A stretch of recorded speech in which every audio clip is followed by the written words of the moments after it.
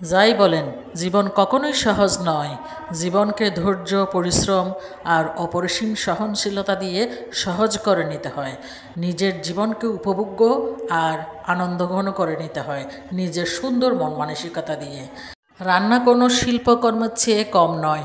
নিজের মনের মাধুরী মিশিয়ে চিত্রাঙ্কনের মতো একের পর এক ধাপে ধাপে রান্নাটা করলেই সেটা হয় সুস্বাদু, খাওয়ার যোগ্য। পৃথিবীতে কোনো কাজ সহজ নয়। কাজকে নিজের কর্মদক্ষতা দিয়ে, নিজের রুচিবোধ দিয়ে সহজ করে নিতে হয়। রান্না এমন একটা শিল্পকর্ম, যার যার হাতের রান্না দিয়ে তার তার রুচিবোধের পরিচয় পাওয়া যায়। আসলে আজ আমি রান্না করছি হচ্ছে কসুর ফুল। কসুর ফুল আমার খুবই প্রিয়, তবে আজ এটা কোনো মাছ, শুটকি কোনো কিছু ছাড়া জাস্ট কসুর ফুলটাই আমি রান্না করব। তো এটা ডিনারে নয়, এমনি এমনি হালিমের মতো খাওয়া হবে। পৃথিবীতে আমরা সবাই ক্ষণিকের অতিথি।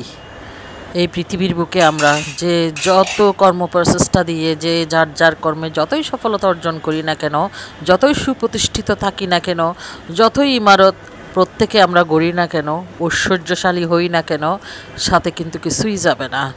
আমাদের মৃত্যুর পর আমাদের সাথে যাবে শুধু ভালো কর্মের ফলাফল।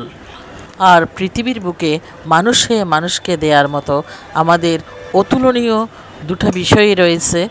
একটা হচ্ছে আপনার সুন্দর আচরণ, আর একটা হচ্ছে আপনার মুখের সুস্নিগ্ধ নির্মল হাসি। আপনার সুন্দর আচরণ মানুষের হৃদয়ে আপনি চলে যাওয়ার পরও স্মৃতি হয়ে থেকে যাবে, আর আপনার মুখের হাসি অন্যের অনুপ্রেরণার কারণ হবে, অন্যজনকে মানসিক শান্তি আর শক্তি যোগাবে। যে কোনো কাজই, রান্না হোক বা জীবন চলার পথে যে কোনো কাজই, কাজ পারফেক্ট হতে হলে কাজে সফলতা চাইলে সেই কাজ তখনই সফল হবে যখন কাজে পরিশ্রম আর ধৈর্যের সাথে সাথে থাকবে মনোযোগ, কাজের প্রতি থাকবে আন্তরিকতা। তখনই কাজটা পারফেক্ট হবে।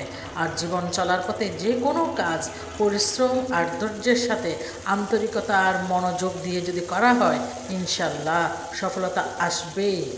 তো কথা হচ্ছে, আপনার বাচ্চাদের উপর আপনার পছন্দ মতো কাজ কখনো চাপিয়ে দিবেন না। বাচ্চা কোন কাজে, কোন পড়াতে, কোন সাবজেক্টে, কোন ডিপার্টমেন্টে তার মনোযোগ, উৎসাহ আছে, সেটা যাচাই বাছাই করে বাচ্চাকে সেই দিকে টেক কেয়ার করবেন, সেই দিকে ফোকাস করবেন। দেখবেন আপনার বাচ্চা পূর্ণ উৎসাহের সাথে সে কাজ করবে এবং সফলতা নিয়ে আসবে ইনশাল্লাহ।